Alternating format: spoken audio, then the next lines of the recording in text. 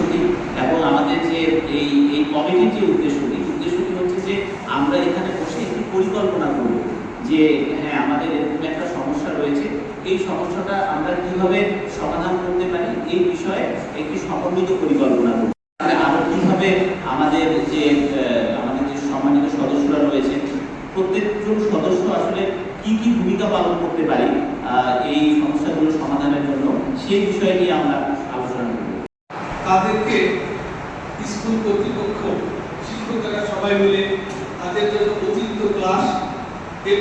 এই মাদকের মামলাগুলো কোথা থেকে আসলো? আমি গত 2-3 দিন আগে আমি 9 কেজি 10 কেজি গাঁজা, আমি 9 কেজি 135 গ্রাম গাঁজার মামলা আমি দিয়েছি এবং নিয়মিত প্রতিদিন 1 দিন 2 দিন পর পরই আমার থানায় মাদকের মামলা হয় এবং বিভিন্ন জায়গায় আমরা অভিযান পরিচালনা করি। শান্তিপাড়া আছে, গণপাঠাগার আছে। আমার ফেসবুকে উনি আবার লিখেছেন যে আপনার কি কোনো দায়িত্ব ছিল না? অবশ্যই আমার দায়িত্ব ছিল। আমার দায়িত্বটা কিন্তু আমি আমার জায়গা থেকে করেছি। একদিকে হচ্ছে আমি ভিডিওটা দিয়েছি